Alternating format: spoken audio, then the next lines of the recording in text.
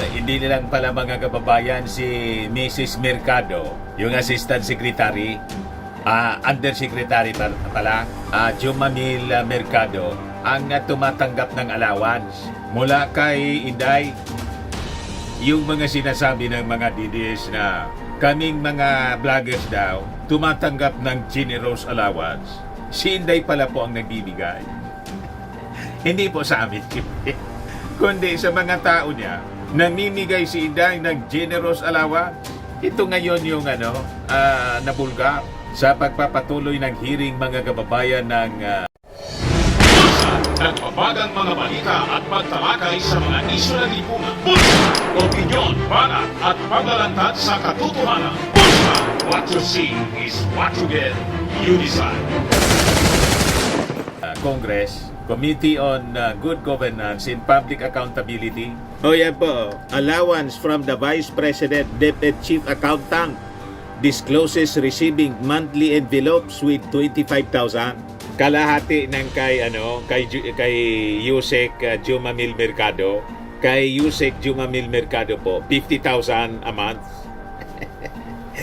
At marami pa silang tumatanggap po. Ano yung problema dyan sa generous allowance, Mr. Maravillas? Ang tingin nila ni Mercado po, ito po ay isang bribe para tahimik lang.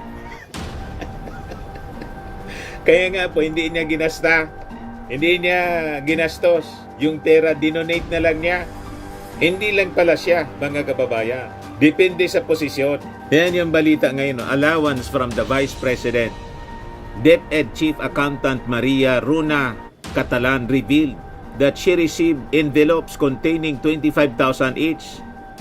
25,000 each month for 9 months as an allowance from the Vice President Sara Duterte. So during the House Committee on Good Government and Public Accountability hearing ngayon po, Manila 6th District Representative Bienvenido Abanti asked if Catalan had ever inquired about the reason for the envelope payments. So sabi niya, I asked niya ASEC Shine. It was just an allowance from the Vice President, sagot ni Catalan.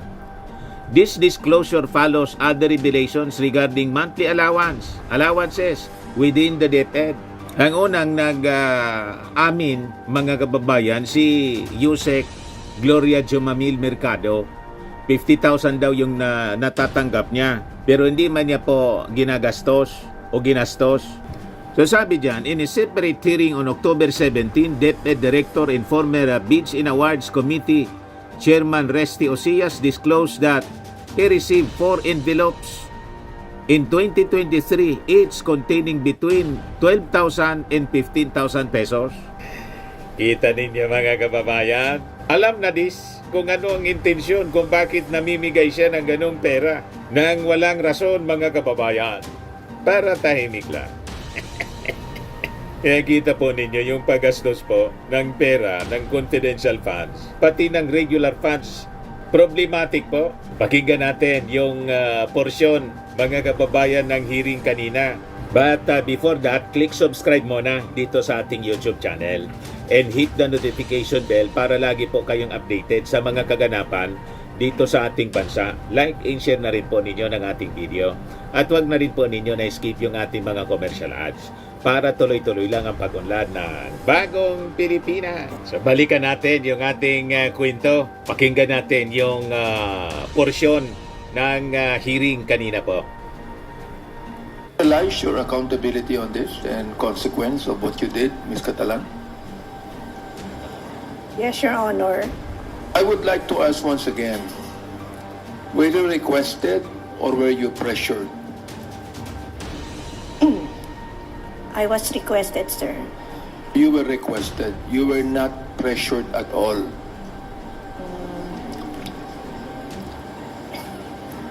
Come on, tell us the truth here.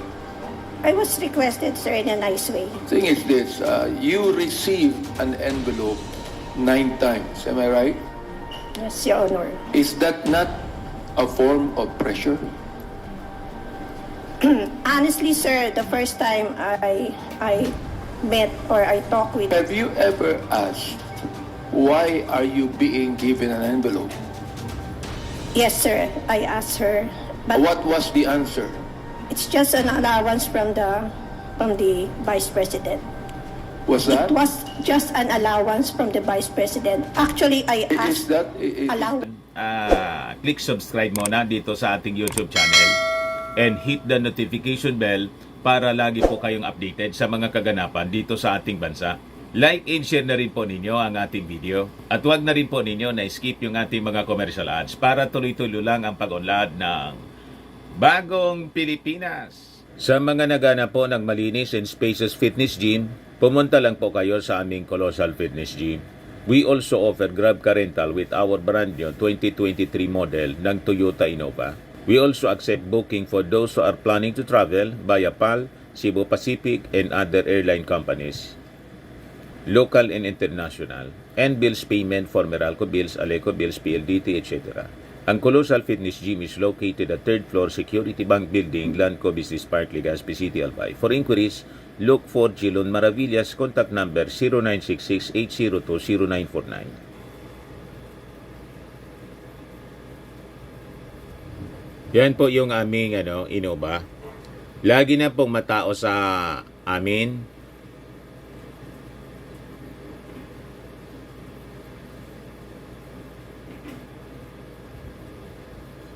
Yan po mga bagong clients namin. Napakaganda at colorful at napakalinis ng aming gym po. Pati mga foreigners po pumupunta sa amin, mga British tourist po sila dito sa Legazpi. Na-set up na rin po yung aming mga brand new gym equipment.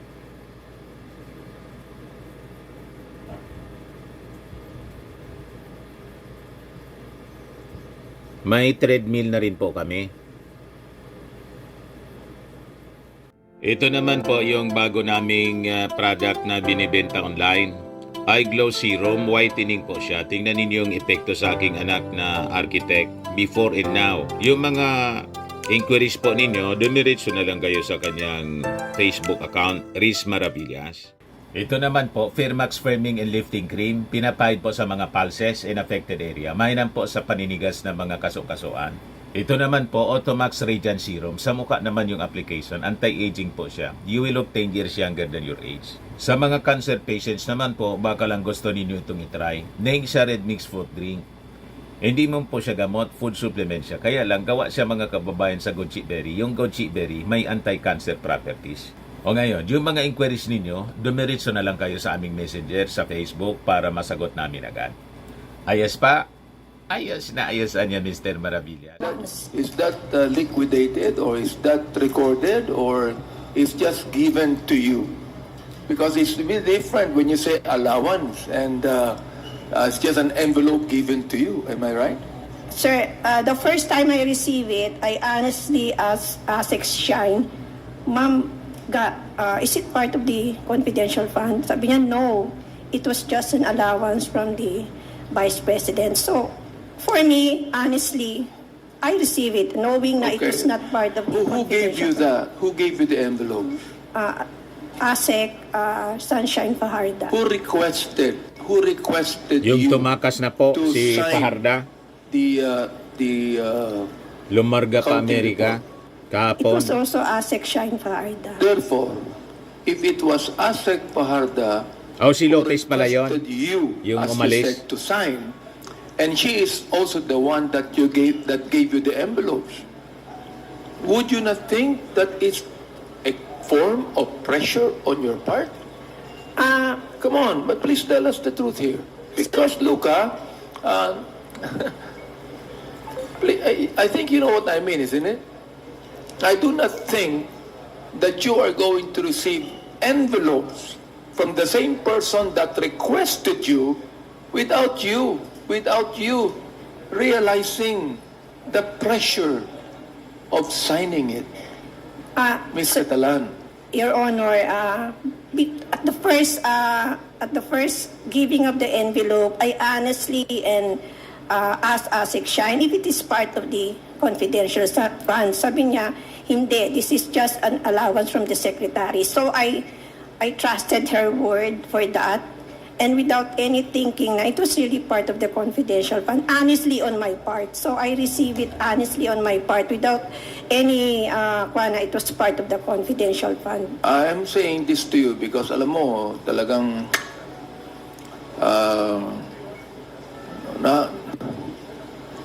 my heart goes out to you, Miss Catalan. Daming You nadamay know, po. I think it would be best that in your own heart, you have been pressured because you received the envelopes. They're not only being requested. You have been pressured because you received envelopes thinking that they are just allowances, but you know it is never recorded.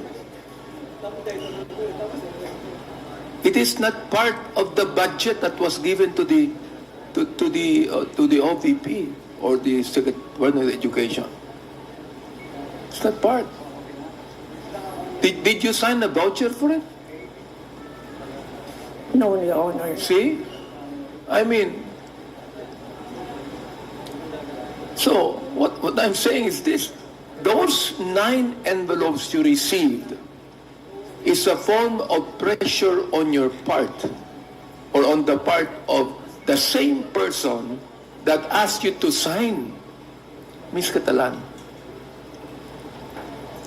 Bribe, Am I right? madaling sabi. Yes or no? No. Yung allowance. Yes or no?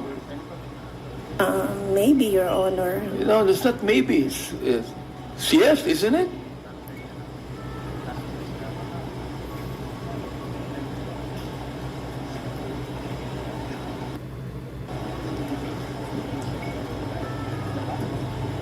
Hindi na makapagsalita. Am I right? Maybe, Your Honor. Am I pressuring you now? Am I pressuring you now? I'm so nervous right now, Your Honor. Mr. Chair. The Chair would like Mr. to Chairman. recognize the Honorable Jude. Grabe nag-nervyos po. Sukol na the sukol Deputy po. Majority Leader, Tingog Party List. Mr. Chairman, Yes, this Congressman will be my Paduano. last manifestation, Mr. Chairman. Just I want to put in the record that in today's hearing, Ms. Catalan, the head accountant, chief accountant of DepEd, admitted that indeed he was, as the term being used by her, is being requested to sign. But of course, tumanggap din po ng extra si Ms. Catalan. Now, but on the previous hearing, Mr. Chairman, I just want to put in record that it is not only Catalan na tumanggap ng ang sobre.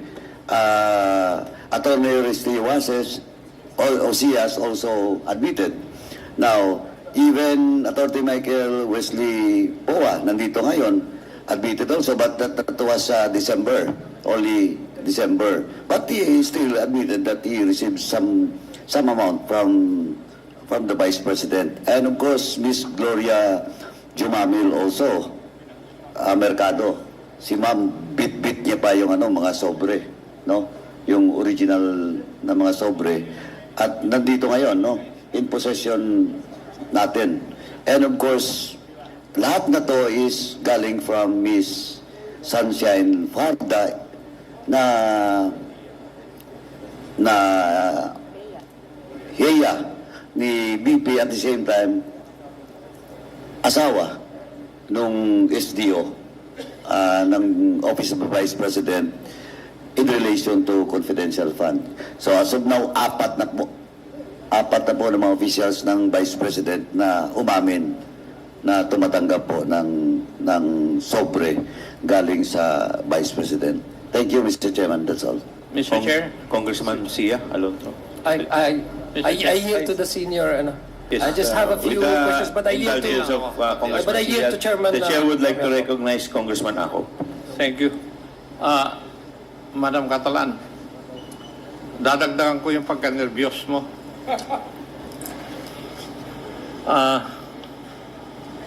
Nag-iisip lang ako dun sa sinabi mo na noong binigyan ka ng unang sobre, sinabi mo kagad, ang tanong mo kagad galing ba ito sa confidential fund? Tama po ba yung pagkarinig ko? Yes, Your Honor. Bakit ganon ang tanong mo?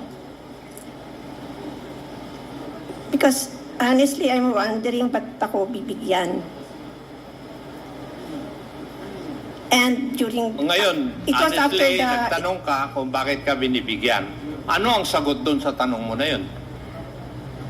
But I was made to understand by ASEC Shine na it is an allowance from the secretary. Kayo po yung accountant, di po ba? Yes, Matanong sure. ko po kayo, saan po nanggaling na pondo, ang source of fund, nung allowance na binigay sa inyo? Well, I didn't have the courage to ask for that anymore. Uy, tinanong mo, you had the courage to ask, galing ba ito sa confidential fund? Tapos you did not have the courage to ask, saan galing yan kung hindi galing sa confidential fund? Di po ba? Sure, Honor. Di ba may lakas kang loob na tanungin, galing ba ito sa confidential fund? Pero hindi mo tinanong nung sinabi niya, hindi galing sa confidential fund yan. Saan galing? Di ba dapat yun ang sunod na tanong? Following your line of questioning. Kasi, madam, it is irrelevant whether you're aware of what you have signed or not. Kasi under the circular, you can be also liable. You cannot escape that kasi sa dami na inimbestigahan ko, basta nakikita yung signature na nandun yung signature, papailan ka ng kaso ng investigador. Di ba? Kaya nagkukuhan ako dun sa kwan eh. You were brave enough to ask kung galing sa confidential fund. Daming Kasi dinamay si Inday. nasa isip mo na dun sa pinirmahan mo, dun manggagaling yung pondo na binibigay sa iyo as an allowance. Di ba? Yun na napasok sa isip mo eh. Na binigyan ka ng allowance sa pagpirma mo dahil sa confidential fund. Sa pag-clear o liquidate ng confidential fund. Di ba, Iha? Yes, Your Honor. Yes. And you didn't know that because of your signature, pwede kang lumubog. Tama? Iha? Yes, Your Honor. Sige. Thank you, Mr. Chair. Thank you. Mr. Chair, with the indulgence of Congressman Adjong, in Congressman relation to Abante, what you are recognized. Congressman Akop said, I remember some years ago, Mr. Chair, that when the Vice President was still in the DepEd, that there is a rule that she made, no gift policy. Am I right, Attorney Powa? Yes, Your Honor. That is correct, Your Honor. That's the rule. No gift policy. Do you remember that, Ms. Catalan? No Yes, gift Your Honor. policy. So why Siya is she yung giving envelopes? nag-violate mismo. If the rule in her office is no gift policy, therefore, even the Vice President would think that whenever a gift is given, that's bribery. That is subtle bribery, So, Hall, Ms. Catalan.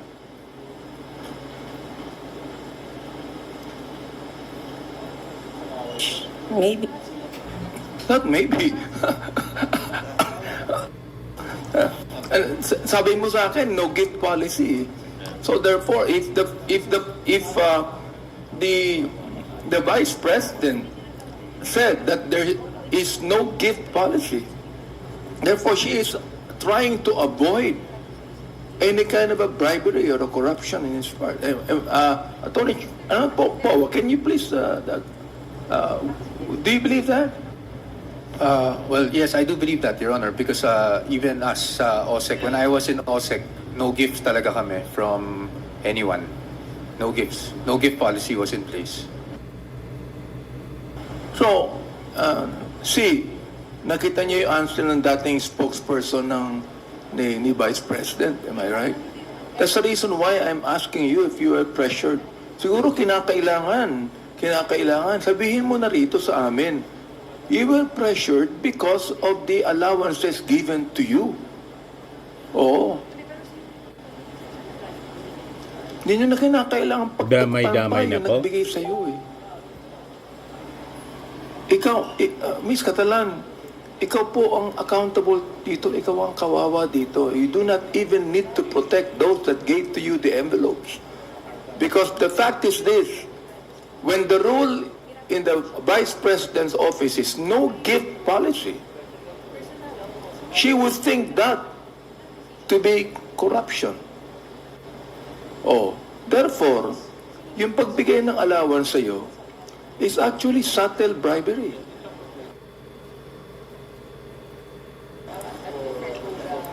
Hindi po ba?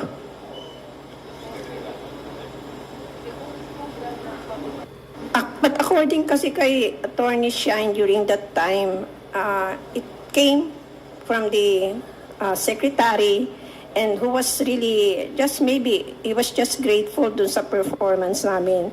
So I considered it not really a form of bribery, or I was not pressured to sign the liquidation voucher, but I was requested to sign it, sir. I'm not going to, in any way try to convince you otherwise, Ms. Catalan. What I'm just trying to say is, when the rule of the Vice President is no gift policy. In fact, hindi nga siya tumatanggap ng gift sa amin eh, kahit nabigyan namin siya eh.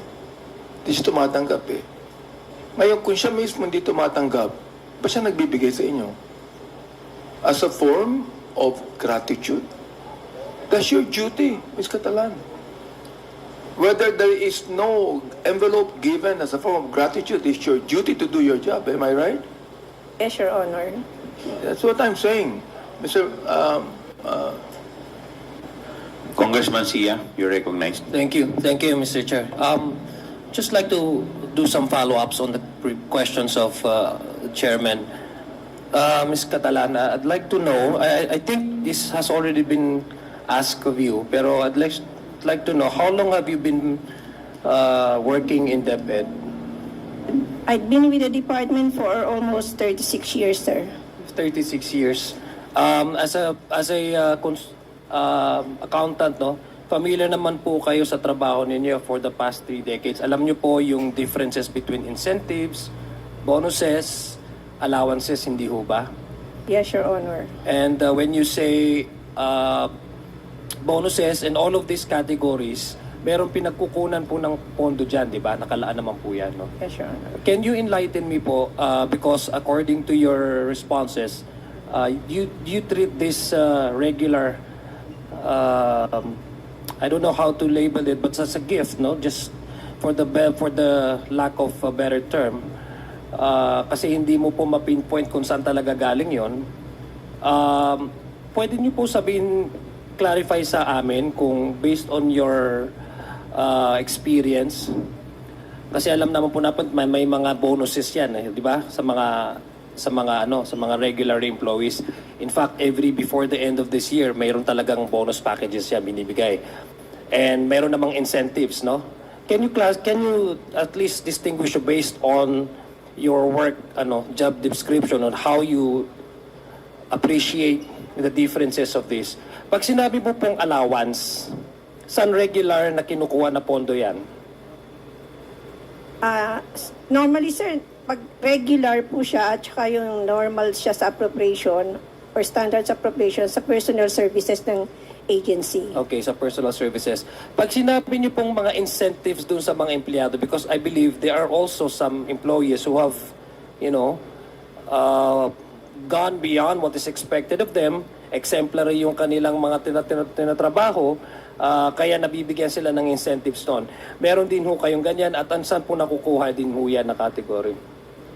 Sa DepEd, there was no line Wala item po. for incentives. Walang incentives. So what about bonuses po? Bonuses meron po, sir, sa personal services po Sa siya. personal services, okay. So these allowances and these bonuses are regular funding. Yes. Tama po Yes, ba? sir. O, kasi Yes, alam Your niyo po Honor. pinagkukunan. So would you say po itong experience niyo for the past 36 years, has there any instance where a former or previous secretary have also done similar gifts or allowances, as you may call it, prior to the one that is now, but prior to the incumbency of then Secretary Duterte? No, Your Honor. Okay. So, would it be safe to assume, Mr. Chair, that this is something irregular? Kasi ang sabi niyo po, both the allowances and as well as yung mga bonuses are regular fundings. There are line items under your budget, kasi accountant kayo, at doon nakukuha. So it's a regular funding, no? According to you, there has never been for the past 3 decades of your work, your stay in DepEd, there has never been any instance where there's an administrative policy of your department that says pwede kayong magbigay regularly ng mga sobre sa mga empleyado. So that's sometimes something irregular, hindi ho ba? Sir, I was made to understand that the allowance came from But the you have secretary but you have personally. already described to us that the appreciation of allowances is actually based on irregular funding that is allotted to. So what else can you describe that kind of pabuya halimbawa o pagbibigay sa inyo? Since according to you hindi naman siya nagpo-fall as an allowance. I was made to understand that it came from her personally. Yeah. Personal money niya. I was made to understand that it came from the personal money of the secretary. Okay, so what do you, was there any instance, for example, na sabi nga ni Manong Romy kanina, what made you first ask si attorney na ito ba'y galing sa confidential funds, hindi ho ba? That's your initial Ibig sabihin, you already had a prejudgment that this may come from the confidential funds. And then later on, you were made to believe, according to you, that it's come from the budget of the OVP. Personal budget of the OVP. Sa inyo po bang palagay? I'm just asking you now, not as a consultant, but as a regular, average-minded person. Sa panyo palagay, kaya ho ba yun ng isang tao nang magbigay ng ganong regularly ng amount based ho doon sa sitwasyon nung nagbibigay? In this case, Secretary, just your